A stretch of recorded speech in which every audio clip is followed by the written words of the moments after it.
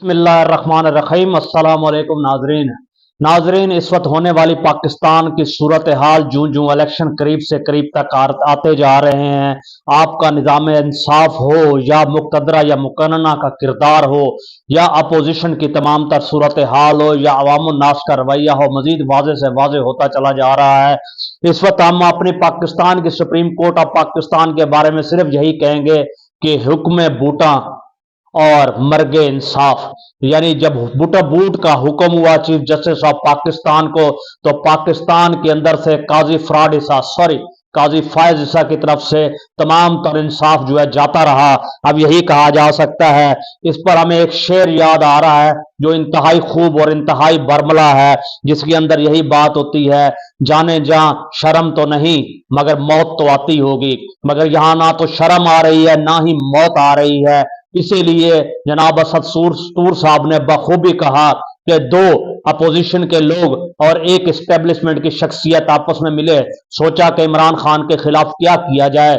ये दोनों और तीनों शख्सियात फिर काजी फायज ईसा की तरफ गईं और काजी फायज ईसा से दरखास्त की, जनाब क्या किया जाए। काजी फायज ईसा साहब ने जस्टिस साहब का, शाह साहब का इस वक्त रिजाइन मांगा और एक और जस्टिस साहब का रिजाइन मांगा, यानी दो रिजाइन और दो सर देने के बाद ये नतीजा आपके सामने आया। और नतीजे की हालत ये है, मज़का खेज किस्म के इस वक्त दिए गए हैं इंतखाबी निशानात। और वैसे भी पीटीआई को तो हटा दिया गया है, तमाम पीटीआई तमाम हो गई, अलामतें तमाम हो गई, सैबोटेज तो मुकम्मल कर दिया गया है। ये उनकी भरपूर कोशिश थी, मगर इमरान खान दिलों के अंदर जाकर बस चुका है। कैदी नंबर 804 के खिलाफ जो खुफिया मुलाकातें हुई, इस पर भी हम बात करते हैं, और मजीद जो खुफिया मुलाकात हुई उसकी क्या बाज़गश्त है, इस पर भी बात करते हैं। तमाम बातों का अगर शाखसाना लिया जाए, इस हवाले से हमें एक बहुत खूबसूरत वाकया याद आ रहा है नाजरीन। वाकयात की इब्तदा तो यूं होती है इंतहाई मुख्तसर। जनरल स्टैनले एक तारीख का बहुत बड़ा किरदार है ईस्ट इंडिया कंपनी का। जब वो इराक गया तो इस हवाले से MI6 ने, जब उसने देखा कि लोगों का मिजाज मैं पढ़ना चाहता हूं, तो उसने गडरिये से कहा कि आप भेड़ें चरा रहे हैं। उस वक्त उसने उसको एक शीलिंग दिया, उसकी तरफ फेंका और उसे कहा कि मेरे लिए अपनी एक भेड़ ज़िबा कर दो। उसने एक भेड़ ज़िबा कर दी। इसके बाद उसने दूसरा शीलिंग दिया, उसने कहा दूसरी ज़िबा कर दो।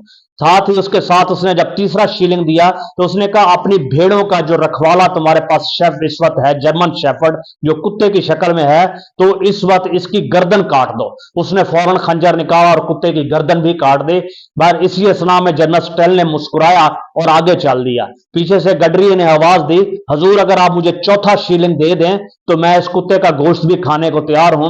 इस पर जनरल स्टेनले ने कहा कि मैं पहले शीलिंग से ही तुम्हें समझ गया था कि तुम्हें ना तो अपने माल और मता की फिक्र है, ना उसकी फिक्र जिसने तुम्हारे माल और मता का रखवाला किया। फकत 3 सिक्कों के एवज तुमने अपनी इज्जत गिरवी रख दी। यहां कितने सिक्के गिर गए।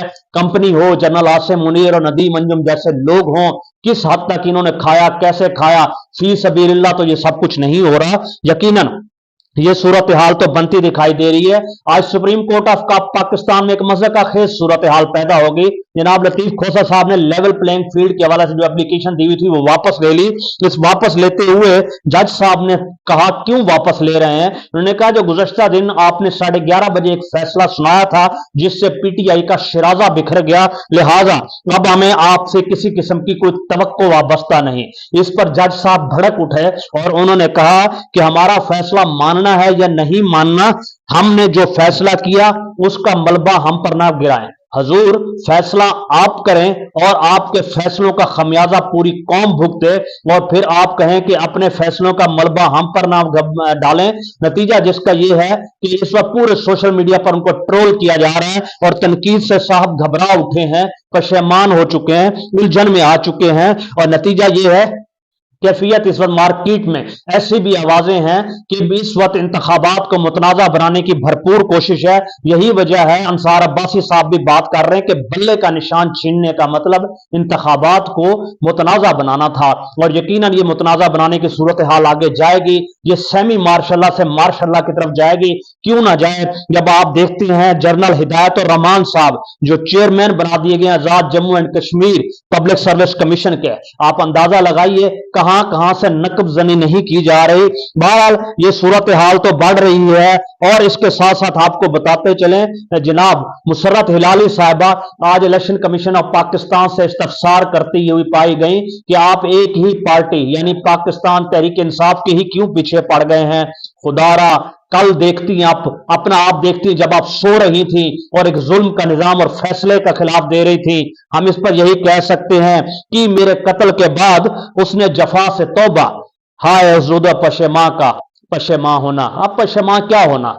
बहरहाल पूरे का पूरा सिस्टम तो अब कंप्रोमाइज हो चुका है और अजीबोगरीब निशानात जो दिए गए हैं उन निशानात की रोशनी में इस वक्त तमाम हल्के और तमाम उम्मीदवारान और तमाम जगहों भरपूर कोशिश की जा रही है पीटीआई को खड़ा किया जा सके, आगे बढ़ाया जा सके। इस सिलसिले में नाज़रीन हम आपको बताते चलें कि जो कैफियत बन चुकी है और जो अपोनेंट्स हैं और पीटीआई को, नून लीग को जो रास्ता दिया जा रहा है, यकीनन जनरल लाने का वही कहना कि जनरल साहब मैं क्या मार्केट में आ जाऊं पर्दे की ओर से। जब इशारा दिया गया कि हजूर तशरीफ ले आइए, रास्ता आपके लिए साफ कर दिया गया है। ओकाड़ा के जलसे के अंदर सूरत हाल ये थी कि तुम सिवाय वीडियो रानी के पास इमरान खान के और कुछ ना था। एक बात पर उन्होंने कहा चंद महदूद अफराद की मौजूदगी में कि हजूर इमरान खान जिस बल्ले की बात किया करता था अब उसे डंडे का अंदाजा हुआ है। हमारा सवाल उनसे बड़ा मुख्तसर है, अब कौन सा डंडा है जो आप अपने साथ ले चुकी हैं, जिसकी आपको इस कदर काबिल फख्र, आपको आपके अंदर एनर्जी आ चुकी है उस डंडे की वजह से। यकीनन डंडा वो समझ चुकी हैं, उसका क्या मतलब है। वरना शेर की सूरत हाल जो बन चुकी है बल्ले को छीनकर, ये वैसे भी मुआशरे के अंदर मुंह दिखाने के काबिल नहीं है। यही वजह है खुफिया मुलाकात के अंदर इनको बताया जा चुका था कि 90% इमरान खान की मकबूलियत है जो शहरों देहातों और कस्बों तक फैल चुकी है और इसलिए उस पर रेड लाइन लगाना या मार्क लगाना इंतहाई जरूरी है। और ये बैरूनी सर्वे इनको ऑलरेडी मिल चुके थे। अब यही कैफियत जो चलती गई, आगे बढ़ती गई और नतीजा जिसका ये निकला कि आप अगर तमाम भी कोशिशें करके देख लें, जो भी सूरत बना लें, लोगों के दिलों में हर जगह इमरान खान रच और बस चुका है। यही वजह है कि अब आपकी स्क्रीन पर एक छोटी सी तस्वीर हम आपको दिखाते हैं। ये पाकिस्तान की अफवाज पाकिस्तान के लिए है, गैरत के लिए है। गैरत जब जंग आलूद हो जाया करती है तो तलवारें महज रक्स गुना हुआ करती हैं और रक्स ही के काम आया करती हैं। ये वो शऊर है जो इमरान खान देकर जा चुका है। और इसके साथ साथ आपको बताते चलें, मंसूर अली खान साहब ने बात की है कि उन्होंने आईएसआई चीफ से मुलाकात की। अब आप अंदाजा लगाइए, कभी आईएसआई के चीफ बाजवा से जवेद चौधरी मुलाकात करते हैं, जनरल आसिम मुनीर के परवरदा सुहेल वड़ाइच साहब हैं, और अब सूरत हाल यह कि मंसूर अली खान जैसे टाउट मुलाकात करते हैं, चंद सवालात करते हैं। हकीकत तो ये थी जो सवाल करने चाहिए थे वो सवाल ना किए, एक पपेट बनकर हाथ दो जानों कर कर बैठ गए कि मां बदौलत के चीफ साहब फरमाइए, सवाल सुनते जाइए और सर धुनते जाइए। जनाब नवाज आपको क्यों पसंद है?